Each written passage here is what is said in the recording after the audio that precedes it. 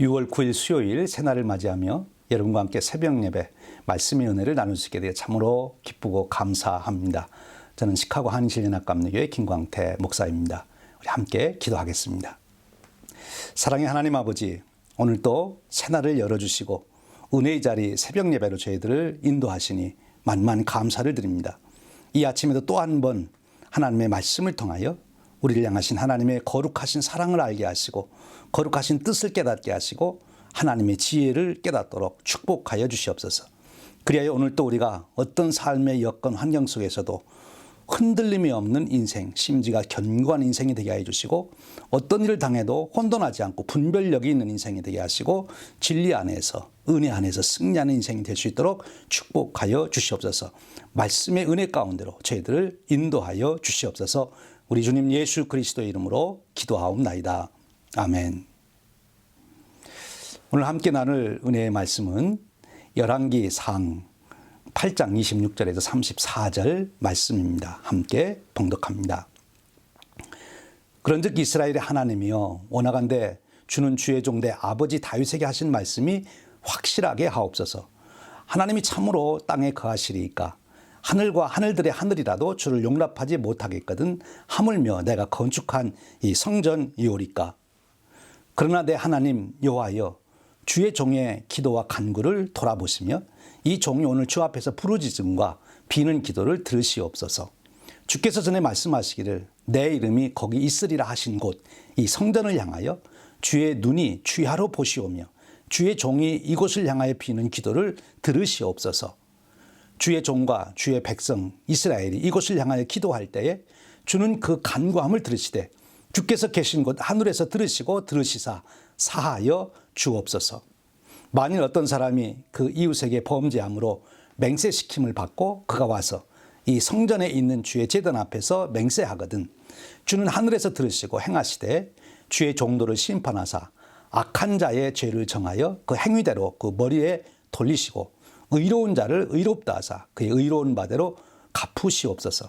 만일 주의 백성이 이스라엘이 주께 범죄하여 적국 앞에 패하게 되므로 주께로 돌아와서 주의 이름을 인정하고 이 성전에서 주께 기도하여 간구하거든 주는 하늘에서 들으시고 주의 백성 이스라엘의 죄를 사하시고 그들의 조상에게 주신 땅으로 돌아오게 하옵소서. 이 말씀은 살아계신 하나님께서 그의 사랑하는 백성들에게 주시는 은혜의 말씀입니다. 아멘. 솔로몬은 성전을 지은 후에 언약궤를 옮깁니다. 그리고 봉헌식을 갖게 되지요. 그때 여호와의 영광이 온 성전에 충만함을 경험합니다. 바로 그 하나님의 임재 속에서 이제 솔로몬이 손을 들고 하나님 앞에 기도를 드립니다.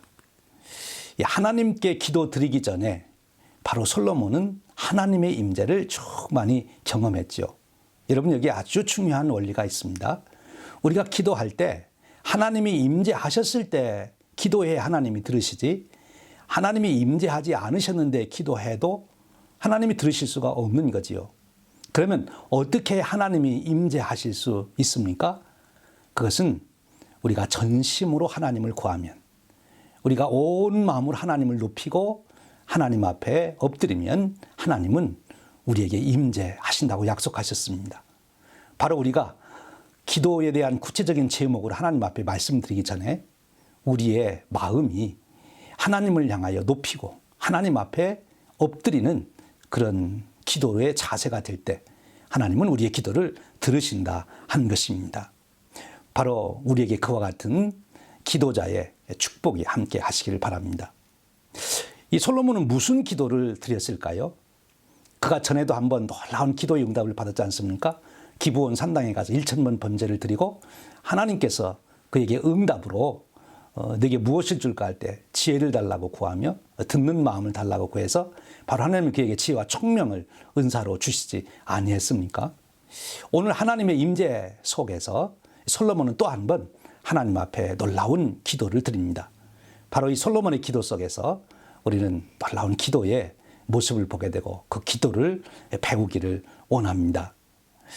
26절 말씀입니다. 그런즉 이스라엘 하나님이 원하건대 주는 저의 종 내 아버지 다윗에게 하신 말씀이 확실하게 하옵소서. 이 솔로몬의 기도는 하나님께서 자기 아버지 다윗에게 언약하신 말씀을 기억하고 그 말씀을 붙잡고 기도합니다. 기도에 아주 중요한 기도 원리 하나, 그것은 말씀을 붙잡고 기도하는 것이죠. 하나님은 신실한 분이시기 때문에 하나님이 약속하신 것은 반드시 이루시는 분이거든요. 하나님의 말씀을 붙들고 기도한다는 것은 하나님을 신실한 하나님으로 믿는 것이고 반드시 그 약속은 이루어진다고 믿는 것입니다. 이런 믿음의 기도를 들으실 수 있기를 바랍니다. 두 번째입니다. 27절 말씀입니다.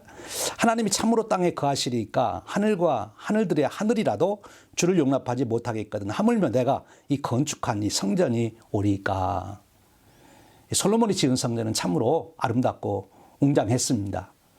그러면 하나님 앞에 기도할 때 하나님, 이 세상에 저만큼 이렇게 하나님을 생각하고 이렇게 아름다운 성전을 지은 자가 있습니까?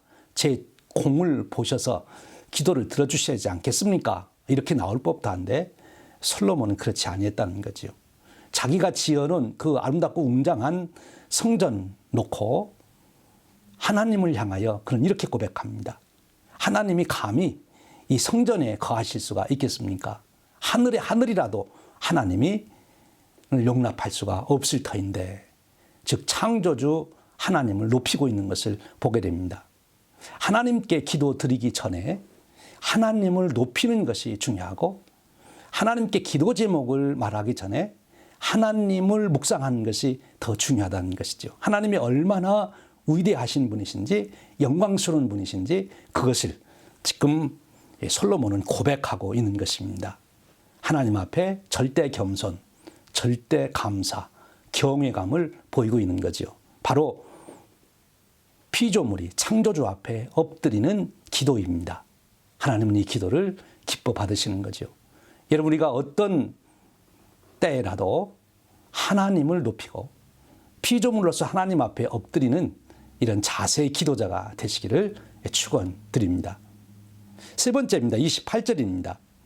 그러나 내 하나님 여호와여, 주의 종의 기도와 간구를 돌아보시며 이 종이 오늘 주 앞에서 부르짖음과 비는 기도를 들으시옵소서.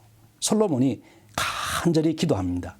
이제 하나님을 부를 때 다윗 아버지 하나님이라고 부르지 않고 내 하나님이여 라고 부릅니다.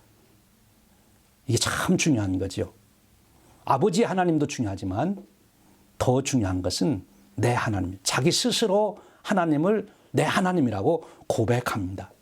무슨 뜻입니까? 여기에 간절함이 있습니다. 사모함이 있습니다. 영적인 갈급함이 있는 거죠.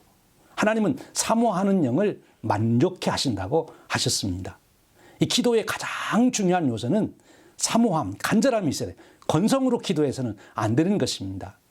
하나님께 드리는 말씀에는 진정성, 간절함이 있어야 되는 거죠. 지금 이 솔로몬의 기도는 하나님을 향하여 정말 애절한 기도, 사모하는 기도를 드리고 있는 것입니다. 저와 여러분의 기도도 바로 이와 같은 기도가 되기를 축원드립니다. 그 다음 29절 말씀입니다. 주께서 전에 말씀하시기를 내 이름이 거기 있으리라 하신 곳 이 성전을 향하여 주의 눈이 주야로 보시오며 주의 종이 이곳을 향하여 비는 기도를 들으시옵소서. 이제 구체적으로 기도 제목을 내놓습니다. 그런데 바로 그 기도 제목이 무엇입니까? 성전을 봉헌하는 기도의 핵심, 바로 그 내용이 여기에 소개되고 있습니다. 바로 하나님께서 약속하신 대로 이 성전에 하나님이 임재해 주시옵소서. 하나님께서 이 성전을 주야로 내려다 보시옵소서. 즉 하나님께서 이 성전에 임재해 달라고 기도하는 것입니다. 여러분, 성전이 성전되는 것이 무엇 때문입니까? 아름답기 때문입니까? 웅장하게 지었기 때문입니까? 거창한 의식이 있어서입니까? 아니면 사람들이 거기에 많이 모여서입니까? 제사장들이 잘하기 때문입니까? 아닙니다. 성전이 성전이 되는 것은 하나님이 임재할 때만이 가능한 것입니다. 하나님이 임재하지 아니하면 아무리 웅장하고 아름답고 거대한 건물과 의식이 있어도 그것은 죽은 것이죠. 소용이 없는 것입니다. 지금 솔로몬은 그것을 알았어요. 그래서 하나님, 이제 하나님께서 임재해 주시기를 원합니다. 이 기도를 드리고 있는 것이죠. 하나님의 임재를 간절히 소원하고 있다는 거예요. 성전을 지은 이유가 거기에 있지 않습니까? 하나님의 임재를 경험하기 위해서, 하나님의 임재 앞에 나가기 위해서 성전을 지은 거죠. 여러분, 우리가 이것을 잊어서는 아니 되는 줄로 압니다. 우리가 기도할 때마다 그 본질은 하나님의 임재 앞에 나가는 것입니다. 어떤 소원을 듣는 것, 들어주는 것, 성취하는 것 좋은 일이죠. 그러나 그것보다 더 귀한 것은 하나님의 임재 앞에 나가는 것, 그 자체가 우리 인간의 가장 큰 축복이요 생명의 길임을 잊어서는 안 됩니다. 솔로몬은 바로 이런 기도를 드리고 있습니다. 하나님이 얼마나 기뻐하셨을까요? 기브온에서도 기뻐하셨던 것처럼 오늘 이 성전을 봉헌하며 드리는 이 솔로몬의 기도를 하나님이 참으로 기뻐하셨으리라 믿습니다. 저와 여러분의 기도가 늘 하나님께 기쁨이 될 수 있는 그런 기도가 되기를 축원드립니다. 그 다음 30절 말씀입니다. 주의 종과 주의 백성 이스라엘이 이곳을 향하여 기도할 때에 주는 그 간구함을 들으시되 주께서 계신 곳 하늘에서 들으시고 들으시사 사하여 주옵소서. 이 솔로몬의 기도 중에 그 소원 중에 가장 첫 번째 인간적인 소원이 뭔가면 죄를 사하여 주옵소서 하는 거죠. 성전을 지은 이유가 제사를 드리기 위함 아닙니까? 왜요? 제사함을 얻기 위해서.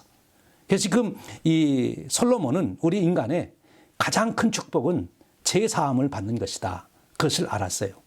여러분, 사실 이 제사함의 완전한 성취를 위해서 독생자 예수님이 오셔서 십자가에서 대속의 죽음을 죽으시지 않습니까? 다른 것을 위해서는 예수님이 생명을 버리고 죽지 아니하셨어요. 우리의 죄를 사해 주시기 위해서만 예수님은 십자가를 지신 것입니다. 그러니까 이 제사함이 얼마나 귀한 일입니까? 솔로몬은 그것을 잊지 아니했어요. 여러분, 우리가 언제라도 하나님 앞에 나아가서 구하는 첫 번째 간구 소원은 내 죄를 사하여 주옵소서. 내가 기도드리는 누군가의 죄를 사하여 달라고 중보 기도하는 제사함의 기도, 이것이 우리의 기도 제목이 되어야 한다는 거지요. 여러분, 저와 여러분의 기도 생활 속에 이 사죄에 대한 기도가 계속되기를 주님의 이름으로 축원드립니다. 그 다음 말씀입니다. 31절에서부터 34절까지 말씀인데, 이제 그 다음부터 인간사에 일어나는 중요한 일들, 전쟁이 일어나고 기근이 일어나고 질병이 생기고 그럴 때 하나님 나와 기도하거든 하나님 응답하여 주시옵소서, 이렇게 하나님 앞에 기도하고 있는 것입니다. 여러분, 하나님은 역사하시는 분이십니다. 그런데 하나님은 그 역사하시는 원칙이 하나가 있는데 그것은 바로 우리의 기도를 통해서 역사하신다는 거예요. 솔로몬이 기도하지 않아도 하나님은 얼마든지 하나님이 하시는 일을 할 수 있습니다. 그런데 하나님은 솔로몬이 기도하기를 기다리고 기도하게 하십니다. 왜? 솔로몬의 기도를 통해서 하나님이 역사하시기를 원하시기 때문입니다. 왜 그럴까요? 하나님은 솔로몬에게 축복하기를 원하기 때문입니다. 하나님은 오늘도 저와 여러분을 기도의 자리로 부르십니다. 왜요? 우리의 기도를 통해서 하나님이 역사하시고 그 놀라운 축복을 우리에게 주시기 위한 것이지요. 여러분, 우리가 이 기도의 자리를 놓쳐서는 아니 되는 줄 압니다. 오늘 솔로몬이 성전을 봉헌하는 기도를 드렸듯이 우리의 삶 속에 끊임없이 기도의 승리자가 되는 그런 저와 여러분 되시기를 주님의 이름으로 축원드립니다. 우리 기도하겠습니다. 하나님 아버지, 감사합니다. 오늘 새벽에도 저희들을 부르셔서 솔로몬의 기도를 통하여 기도의 본질, 생명이 무엇인지를 배우게 하시고 기도의 능력이 어디에 있는지를 알게 하시니 감사합니다. 솔로몬과 같이 하나님을 기쁘시게 하는 기도를 드리게 하시고 기도의 응답으로 복된 인생을 살게 하시고 기도를 통하여 하나님의 역사를 이루어가는 하나님의 동역자가 되도록 축복해 주시옵소서. 우리 주님 예수 그리스도의 이름으로 기도하옵나이다. 아멘. 사랑하는 여러분, 오늘도 기도로 승리하시는 하루 되시기를 축원드립니다.